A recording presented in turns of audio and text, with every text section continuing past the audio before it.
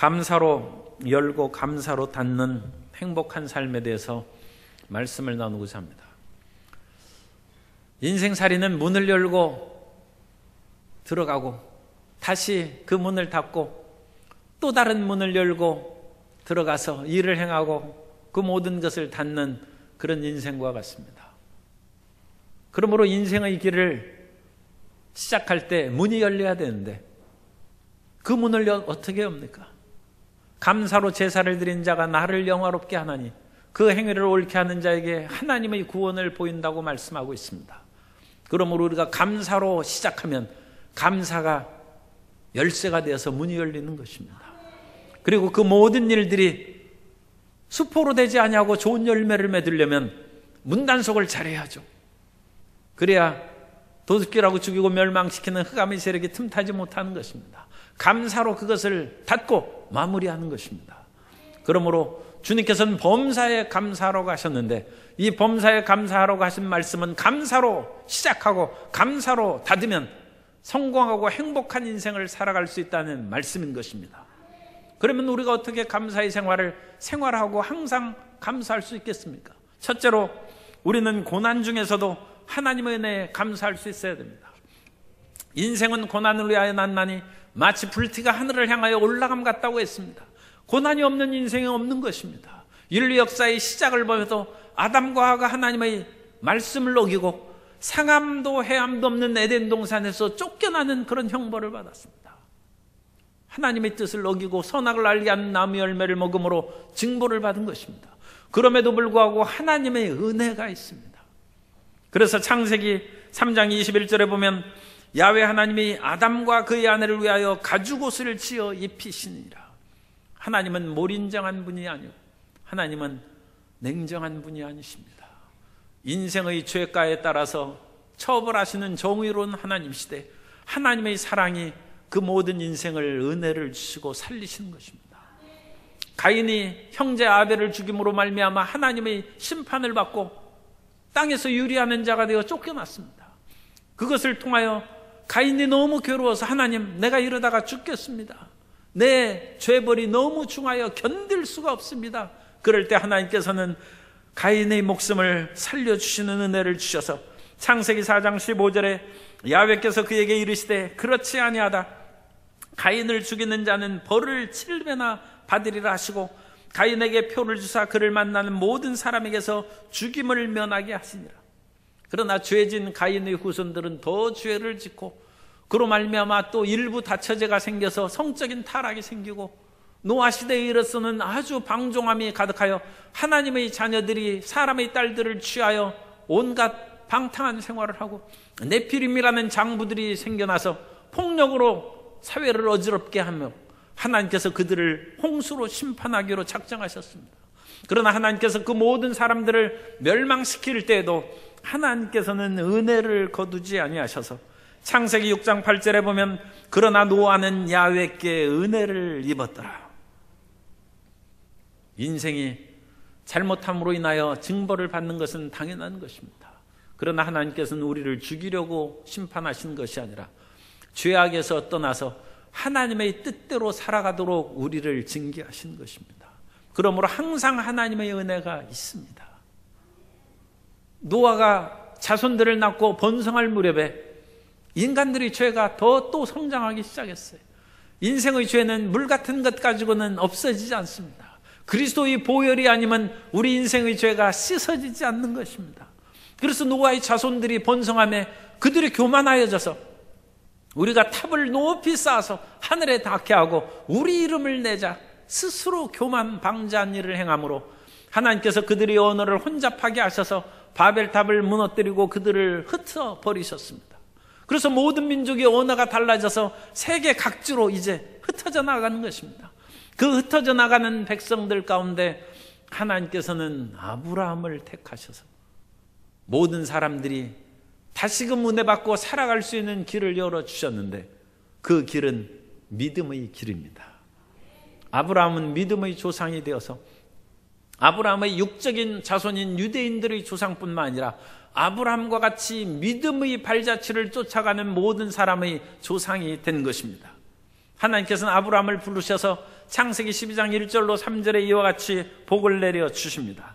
야훼께서 아브라함에게 이르시되 너는 너의 고향과 친척과 아버지의 집을 떠나 내가 내게 보여줄 땅으로 가라. 내가 너로 큰 민족을 이루고 내게 복을 주어 내 이름을 창대하게 하리니 너는 복이 될지라. 너를 축복하는 자에게는 내가 복을 내리고 너를 저주하는 자에게는 내가 저주하리니 땅의 모든 족속이 너로 말미암아 복을 얻을 것이라 하신지라. 하나님께서 아브람만 젖과 꿀인 땅으로 들어가고 그 후손만 기름진 땅에서 살게 복을 주신 것이 아니라 너로 말미암아 모든 족속이 복을 받는다는 것입니다. 어떻게 복을 받습니까? 하나님을 믿음으로 복을 받습니다. 우리 옆에 계신 성도님을 축복하겠습니다. 예수님을 믿으면 복을 받습니다. 그것이 아브라함의 믿음의 길인 것입니다. 그래서 고난의 세상에서 예수 이름으로 나아가면 주님께서 우리에게 은혜를 내려주시는 것입니다. 그 이후에 많은 사람들이 고난과 물과 불을 통과할지라도 하나님 앞에 나와 부르짖으면 긍휼을 베풀어 주셨습니다. 에브라임 산지에 한나라는 사람이 살았는데 엘가나의 부인입니다. 그 한나가 참 자녀를 낳지 못하는 고통을 겪었어요. 사람이 결혼하면 자녀를 잘 낳아야 되는데 자녀를 낳지 못한 것입니다. 그래서 이 한나는 후사를 얻기 위해서 그 분인날을 이제 또 다른 아내로 얻었기 때문에 한나가 그것으로 인하여 고통을 많이 받았어요. 한나가 내 인생이 왜 이리 박복한가 해서 쓰러져 좌절하지 아니하고 한나가 하나님 앞에 나와 부르짖어 기도했습니다. 울며 기도하고 목소리가 나오지 않을 만큼 하나님 앞에 기도하며 하나님께서 은혜를 내려주셔서 한나가 사무엘을 낳은 것입니다. 사무엘을 낳고 나서 한나가 그 뒤에도 또 5명의 아들, 딸들을 낳았어요. 한나가 얼마나 기쁜지 사무엘상 2장 5절 이하에 보면 풍족하던 자들은 양식을 위하여 품을 팔고 줄이던 자들은 다시 줄이지 아니하도다. 전에 임신하지 못하던 자는 7을 낳았고 많은 자녀를 둔 자는 쇠약하도다. 야훼는 죽이기도 하시고 살리기도 하시며 스올에 내리기도 하시고 거기에서 올리기도 하신도다. 야훼는 가난하게도 하시고 부하게도 하시며 낮추기도 하시고 높이기도 하시는도다. 인생에 고난이 있지만 우리가 하나님 앞에 나아가면 고난이 변하여 영광이 되고 슬픔이 변하여 기쁨이 되고 탄식이 변하여 춤이 되는 것입니다. 미국의 서부에 브리슬콘 소나무가 사는 고산지대가 있습니다. 그 고산지대는 해발 2,500에서 3,600m에 달하는 그 높은 산악지대. 그러므로 춥기가 말할 수 없이 춥고 강수량도 별로 많지 않아서 1년에 한 100mm 정도 내리는데 그것도 이제 대부분은 눈으로 내리는 척박한 지역입니다. 그런데 그 척박한 땅에서 브리슬콘이라는 그 소나무가 자라는데 어찌나 강인하게 생명력을 이어가는지 무려 5,000년 가까이 산다는. 이 땅에 있는 나무들은 수백 년 되고 한 1,000년 된 나무도 그런 은행나무 보는 것도 쉽지 않지 않습니까? 그런데 그 험악한 산악지역에서 나무들이 소나무가 짧게 몇백 년, 1,000년, 최고 오래된 나무가 5,000년 가까이 산다는 것입니다. 우리 인생이 물과 불을 통과할지라도 하나님을 의지하면 우리의 생명이 식어가지 아니하고 더 풍성하고 더 오래 살아갈 수 있도록 복을 내려 주시는 것입니다. 그러므로 고난이 문제가 아니라 하나님을 찾지 않는 것이 문제고 고난이 문제가 아니라 믿음이 없는 것이 문제입니다. 이사야 43장 2절을 말씀합니다. 내가 물 가운데로 지날 때 내가 너와 함께 할 것이라.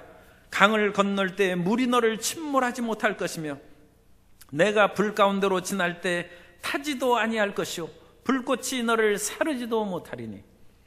인생의 물을 통과하지 않는 그런 사람은 없습니다. 그러나 하나님을 경외하는 자는 물 가운데 지나가도 물 속에 침몰당하지 아니하고 사드락과 메삭과 아벳느고처럼 불 가운데 지나갈지라도 풀무불에서 우리를 건져 주시는 것입니다. 그러므로 우리는 믿음으로 살아야 됩니다. 그리고 고난 가운데도 믿음으로 항상 감사하는 하나님의 자녀가 되어야 될 줄로 믿습니다. 이와 같이 하나님께서 인생의 물불을 통과하심으로 종국적으로는 아무것도 없어도 하나님을 의지하고 감사하는 믿음으로 이끌어 주십니다. 둘째로, 아무것도 없을지라도 우리는 감사하는 삶을 살아야 됩니다. 이것이 절대 감사입니다. 그러면 하나님께서 왜 아무것도 없을지라도 하나님께 감사하는 삶으로 이끌어 가시는가? 그것은 하나님은 절대자이시기 때문입니다. 이 세상의 모든 것들은 상대적인 것입니다. 만일 어떤 사람이 다른 사람을 사랑합니다. 그래서 사랑한다고 그 사람을 친절하게 해주고 말도 따뜻하게 하고 먹을 것도 주고 온갖 것을 할지라도 상대방이 사랑을 받아들이지 않으면 마음에 사랑이 식어요. 그래서 사랑이 미움이 되기도 하고 오히려 증오도 되고 그거 바뀌기도 합니다. 사람은 상대적인 그런 존재이기 때문에 그렇습니다. 그러나 하나님은 절대이십니다. 하나님 외에 다른 신이 없고 하나님께서는 인생의 어떤 것이로나 우주의 어떤 것으로 변함이 없이 절대적으로 선하시고 영원히 사랑하시고 영원히 선하신 것입니다. 이사야 45장 5절 이하에서 말씀합니다. 나는 야훼라, 나 외에 다른 이가 없나니 나밖에 신이 없느니라. 너는 나를 알지 못하였을지라도 나는 내 띠를 동일 것이요. 띠를 동인다는 것은 띠를 동해서 강하게 해주신다는 그런 의미입니다.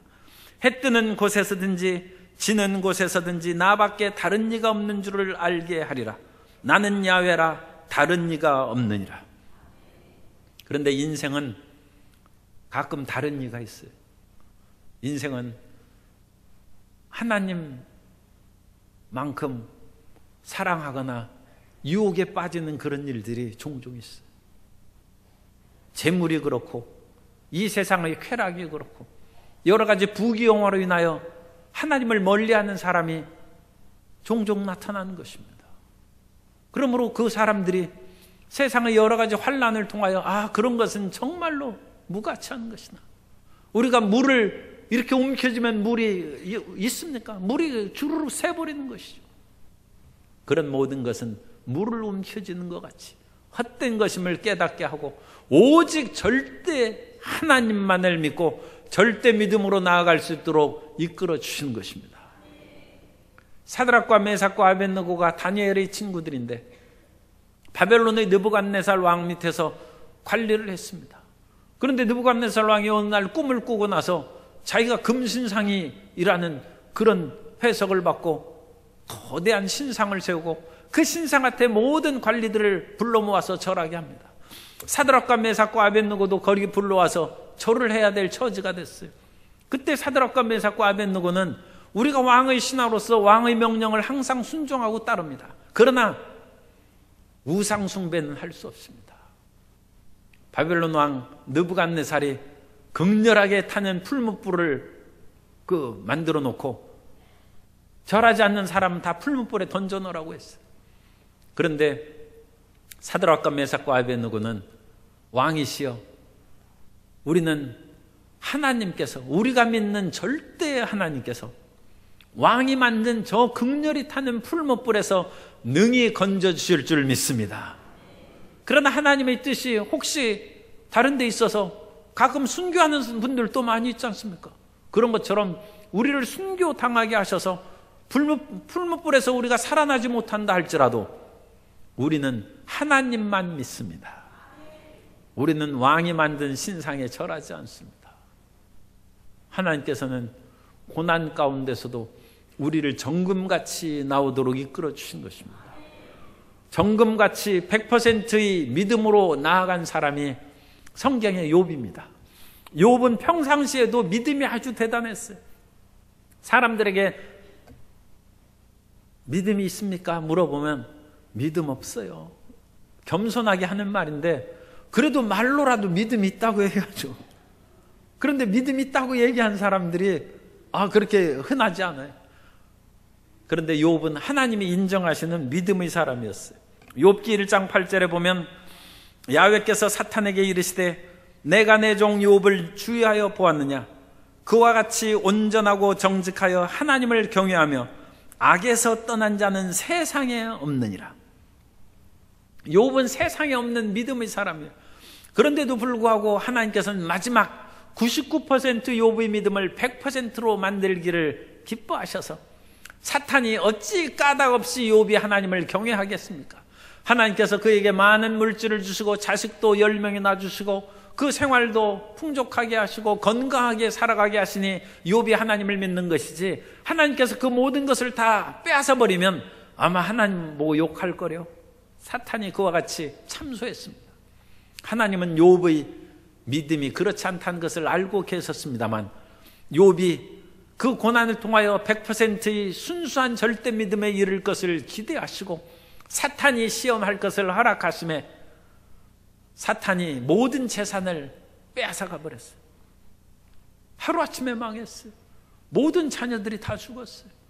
그리고 머리끝부터 발까지 내리침에 온몸에 악성 종기가 나서 너무 고통스러워서 질그릇 조각으로 몸을 긁고 있습니다. 거기에다가 그의 아내마저도 당신이라도 하나님을 믿느냐, 그같이 시험을 합니다. 욥기 2장 8절 이하에 보면 욥이 재 가운데 앉아서 질그릇 조각을 가져다가 몸을 긁고 있더니 그의 아내가 그에게 이르되 당신이 그래도 자기의 온전함을 굳게 지키느냐, 하나님을 욕하고 죽으라. 그가 이르되 그대의 말이 한 어리석은 여자의 말 같도다. 우리가 하나님께 복을 받았은즉 화도 받지 아니하겠느냐 하고 이 모든 일에 욥이 입술로 범죄하지 아니하니라. 욥은 절대 신앙을 가지고 살아가는 것입니다. 하나님은 절대자이니까 눈앞에 어떤 것으로 우리의 믿음이 흔들리고 그러면 그건 절대 하나님을 믿는 것은 아니죠. 물론 우리 믿음이 연약해서 흔들릴 수도 있고 갈대처럼 나약하고, 베드로가 예수님을 믿고 순종했는데도 불구하고 나는 예수님을 모른다고 3번이나 부인한 것처럼 인간은 연약한 것입니다. 그러나 예수님께서는 그 연약한 베드로에게 베드로야 부활하신 후에 내가 나를 사랑하느냐 물으시고 내 양을 치고 먹이라 주님이 사명을 주시고, 내가 거꾸로 매달려 죽을지라도 아마 나를 믿는 믿음의 날이 올 것이다. 그래, 베드로는 거꾸로 순교했는데도 끝까지 예수님을 믿는 믿음의 승리자가 된 줄로 믿습니다. 욥이 그런 것입니다. 어떤 상황에도 욥은 입술로 번제하지 않냐고 끝까지 하나님을 믿고, 그럼에 하나님께서 욥에게 복을 내려 주셔서 그 몸을 치료하시고 그 가정을 회복하시고 다시 10명의 자녀를 낳게 하시고 갑절의 재물을 얻도록 은혜를 내려 주신 것입니다. 하박국 선지자는 유다 나라가 멸망기에 활동한 선지자입니다. 그때에는 북이스라엘 왕국을 멸망한 아수르가 강력했는데 그 아수르도 이제 멸망의 기운이 나타나고 그 나라를 멸망시킬 거대한 세력이 메대와 바사에서 일어났어요. 그것이 나중에 바사 제국, 페르시아 제국이 됐는데, 페르시아 제국이 이제 일어나서 메소포타미아의 맹주로 드러날 그런 상황에 이르러, 그럼 얼마나 어수선하겠어요.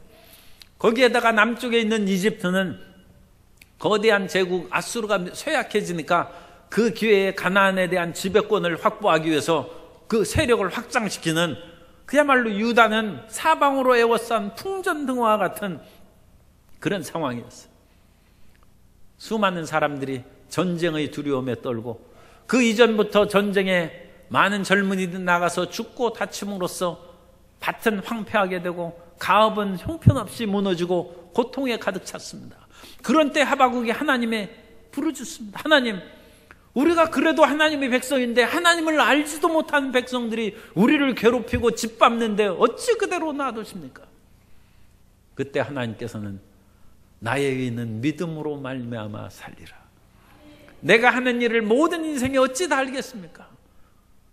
우리가 생각이 적은 사람이 있고 많은 사람이 있는데, 생각이 깊고 많은 사람은 생각이 짧은 사람이 어찌 내 마음을 다 알겠느냐, 그렇게 얘기합니다.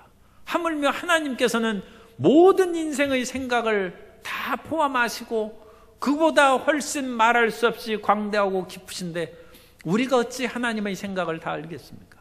그러므로 우리는 하나님을 신뢰해야 됩니다. 우리가 눈으로 보고 손으로 만지고 귀로 듣는 그 모든 것으로 이해할 수 없을지라도 하나님을 신뢰하고 끝까지 의지해야 될 줄로 믿습니다. 그래서 하박국이 깨달은 것이 그거예요. 나의 의는 믿음으로 말미암아 살 것이다. 그리고 나서 보니까 산업이 형편없고 모든 것이 망했는데도 불구하고 하박국의 입에서 노래가 나옵니다. 하박국 3장 17절 이하에 보면 비록 무화과나무가 무성하지 못하며 포도나무에 열매가 없으며 감람나무에 소출이 없으며 밭에 먹을 것이 없으며 우리의 양이 없으며 외양간에 소가 없을지라도 나는 야훼로 말미암아 즐거하며 나의 구원의 하나님으로 말미암아 기뻐하리로다.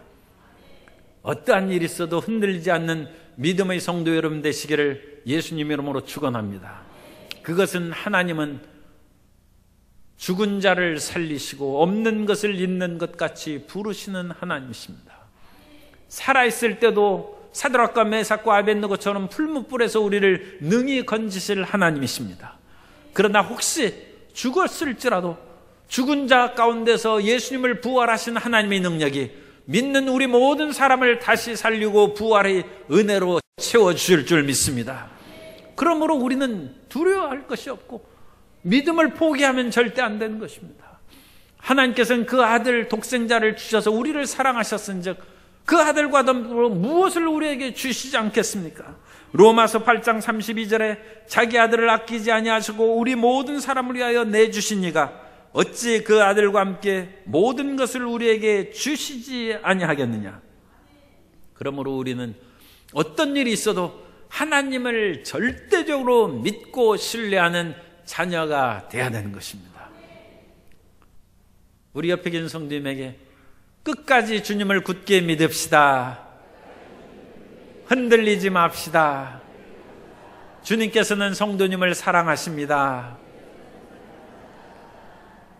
세 번째로 우리는 믿음과 헌신을 회복하고 더욱 감사해야 됩니다. 우리가 이와 같이 하나님을 절대적으로 믿는 마음으로 마음에 딱 결단을 내리면 우리의 모든 말과 행동과 삶이 따라오게 돼 있어요. 그래서 사람이 그와 같이 결단을 내리는 게 중요해요. 그리고 인생에는 항상 모든 것이 늘어나는 것뿐만 아니라 잃어버리는 것도 있는데 그 잃어버리는 것에서도 하나님께서는 회복의 은혜를 내려주십니다. 그래서 잃은 것을 되찾는 기쁨을 주십니다.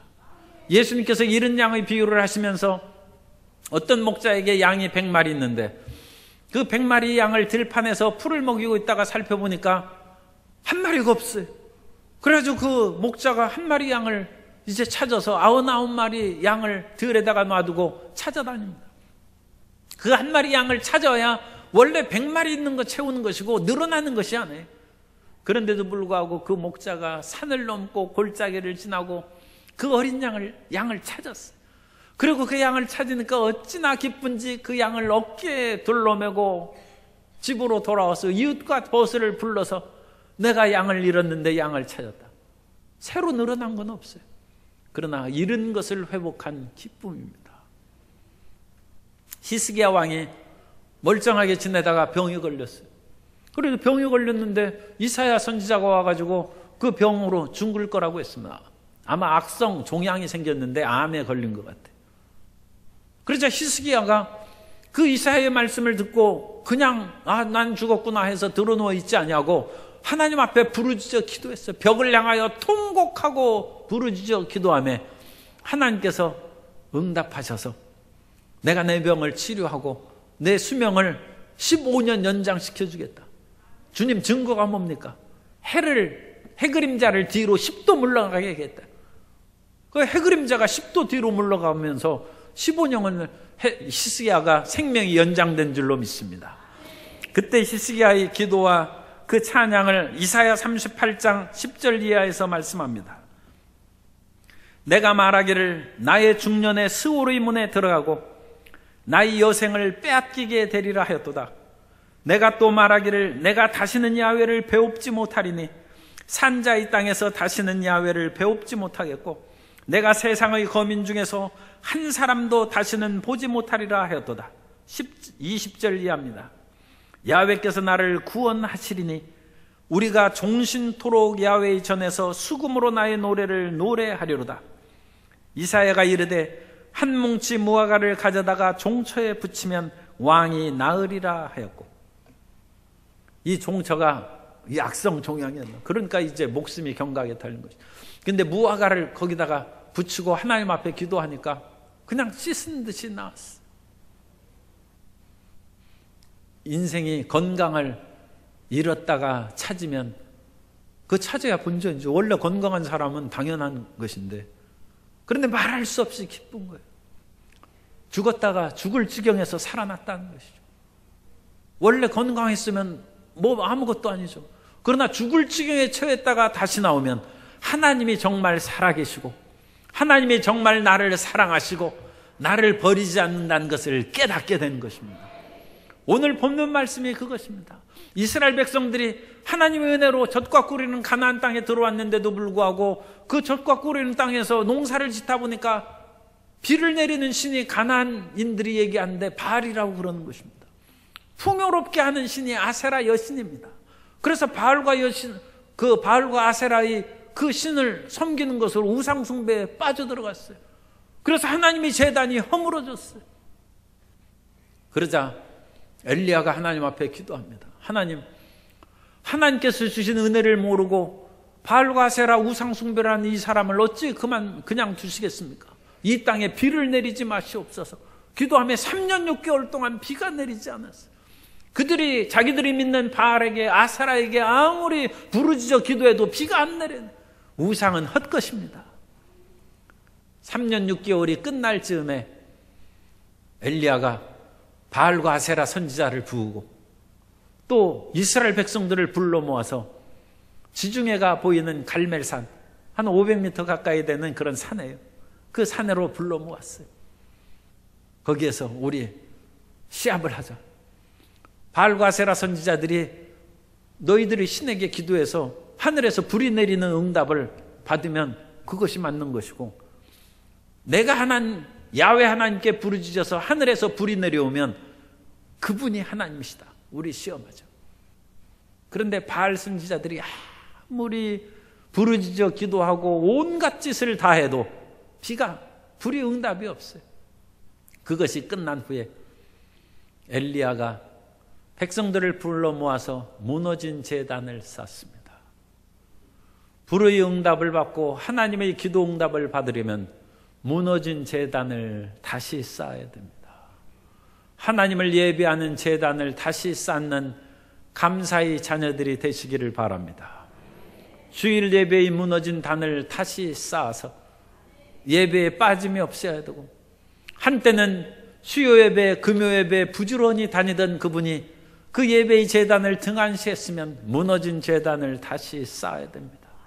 새벽의 제단을 쌓아야 되고, 하나님께서 기뻐하시는 그런 가정 제단도 쌓고, 남성 단합 예배도 제단을 쌓고, 지구의 예배의 단도 쌓고, 자기가 필요한 것이 있고 승진해야 되고 사업을 발전할 때는 그야말로 모든 예배를 빠짐없이 다니고 주야로 밤낮으로 부르짖어 기도하다가 그런 것들의 은혜를 받고 모든 것이 조금 편안하고 안정되면 예배의 제단을 돌보지 않음으로써 그 예배의 제단이 무너지는 그런 경우가 있어요. 다시 제단을 쌓는 복된 성도인 되시기 바랍니다. 12개의 돌을 세운 것은 12지파를 상징할 뿐만 아니라 12는 완전수입니다. 완전히 하나님 앞에 온전한 예배의 제단을 쌓는 것입니다. 그리고 나서 그 제단에 번제물을 올려놓고 물을 12번 거기에다 갖다 붓습니다. 물통 4개를 갖다가 부어서 3번이나 거기에 붓는 거예요. 3년 6개월이 다 됐기 때문에 그 물이 아마 없었을 거예요. 그 갈멜산에 중턱에 샘이 있습니다. 그런데 그 샘물도 이미 떨어졌을 거예요. 그러면 기손 시내의 강물로 밑에까지 내려가야 돼요. 거기에서 물을 그 12통을 거기에다가 갈멜산 올라가는 거 쉽지 않습니다. 오늘날에는 버스 타고 거기까지 올라가요. 그러나 그것을 그냥 제가 조금 걸어가 봤는데 보통 그냥말로 상당한 등산하는 거예요. 그런데 거기에서 물통을 들고 올라가기가 쉽지 않죠. 하나님 앞에 예물의 제단을 무너뜨린 것을 쌓아야 됩니다. 무너진 11조의 제단을 쌓고 감사 예물의 제단을 쌓고, 그것은 물통을 밑에서부터 산꼭대기로 들고 올라가는 것처럼 힘들고 부담스러운 것이 되지만 하나님을 기쁘시게 하는 예물의 제단을 쌓는 복된 성도 여러분 되시기를 바랍니다. 그 모든 일을 이스라엘 백성들이 하는 거예요. 이스라엘 백성들이 왜 했겠습니까? 자기들이 신뢰했던 바알과 아세라가 낮 동안에 종일토록 그렇게 했는데 수포로 돌아갔어요. 그러니까 이스라엘 백성들이 이제 의지할 것은 하나님밖에 안 나온 것이죠. 그러니까 엘리야가 시키는 대로 하는 거예요. 그래서 다시 봉사의 제단을 쌓는 것입니다.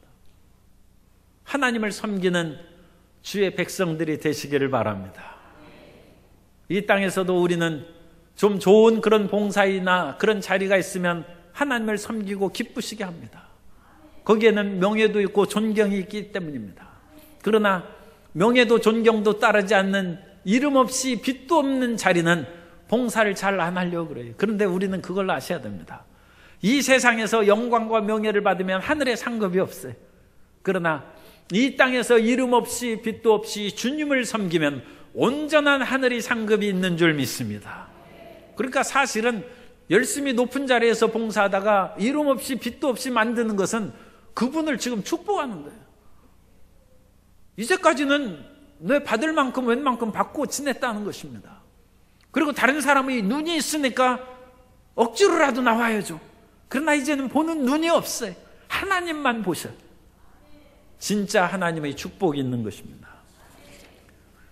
시편 84편 1절 이하에 보면 만군의 야훼여 주의 장막이 어찌 그리 사랑스러운지요. 내 영혼이 야훼의 궁정을 사모하여 쇠약하며 내 마음과 육체가 살아계신 하나님께 부르짖나이다. 10절을 봅니다. 주의 궁정에서의 한 날이 다른 곳에서의 첫날보다 나은즉 악인의 장막에 사는 것보다 내 하나님 성전 문지기로 있는 것이 좋사오니. 성전의 제사장으로 있을 때는 섬기다가 문지기로 있을 때는 난 안 한다. 그러면 안 되죠. 이것은 악인의 장막, 이 세상이 온갖 즐겁고 환영하는 그런 장막보다 하나님 성전의 문지기로 봉사하고 헌신하고 교통봉사하고 추운 데 서서 예배 순서지를 나눠주고 식당에서 봉사하고 여러 가지 굳은 일을 행하는 그런 봉사의 자리는 하나님이 보시는 자리입니다. 사람이 잘 보지 않는 그 자리는 하나님이 눈여겨보시는 자리입니다. 봉사의 제단을 다시 쌓고 봉사의 열매를 거두는 복된 추수감사절이 되시기를 바랍니다. 엘리야가 이 모든 제단을 쌓고 하나님 앞에 부르짖어 기도하며 하나님이여 내가 하나님의 종인과 하나님이 하나님 되심을 알게 하여 주옵소서. 하늘에서 불이 내려와서 모든 재물을 하고 그 흘러내린 도랑까지 흘러낸 물까지 싹 핥아서 불이 타버렸다. 기도응답의 불이 내려. 우리는 다시금 기도의 그런 응답의 축복에 들어가야 됩니다. 옛날에 내가 열심히 기도할 때는 응답받았는데 지금은 그런 것 없이 그냥 몸이 건조하게 신앙생활하는 분은 기도의 뜨거움을 회복하기 바랍니다. 기도의 열정을 회복하고 일마다 때마다 하나님께서 내가 여기 있다, 내가 내 소원을 들어주리라는 주님의 음성을 듣게 되시기를 예수님 이름으로 축원합니다. 기도의 영성을 회복하는 자녀가 되어야 되는 것입니다. 그래서 우리는 무너진 섬김의 예배의 제단을 쌓고 주님께 바치는 예물의 제단을 회복하고 주님을 섬기고 봉사하는 제단을 회복하고 기도의 모든 영성을 회복하는 은혜 가운데 들어가야 됩니다. 잃은 것을 회복하는 감사가 있게 되시기를 바랍니다. 그 잃은 것을 회복하는 감사로 충만할 때 하늘에서 불이 내리는 응답이 있을 것이고 3년 6개월 동안 내리지 않던 비가 큰 비가 되어서 쏟아지기 시작하는 것입니다. 삶의 축복의 단비가 내리는 모든 성도님의 삶이 되시기를 바랍니다. 그러므로 기쁨과 감사가 가득하여서 하나님을 섬기고 이웃을 나눌 수 있는 풍족하고 행복한 모든 삶이 되시기를 바랍니다. 하나님께서는 감사로 시작하라고 합니다. 감사의 열쇠를 가지고 인생의 문을 여시기 바랍니다. 감사의 열쇠로 문을 닫음으로 흑암의 세력이 틈타지 못하고 그 모든 것이 쌓이는 풍족한 복을 누리게 되시기를 바랍니다. 인생의 고난을 주신 것은 고난으로 어려움을 당하게 하신 것이 아니라 그 고난을 통해서 절대 믿음을 갖게 하신 것입니다. 이 세상의 어떤 것에서도 흔들리지 않는 믿음의 자녀가 되어야 될 줄로 믿습니다. 그 믿음의 절대 믿음을 우리가 소유함으로써 잃었던 우리의 예배를 회복하고 잃었던 예물을 회복하고 잃었던 봉사와 기도를 회복하는 하나님의 기뻐하시고 칭찬받는 자녀가 다 되시기를 예수님 이름으로 축원합니다.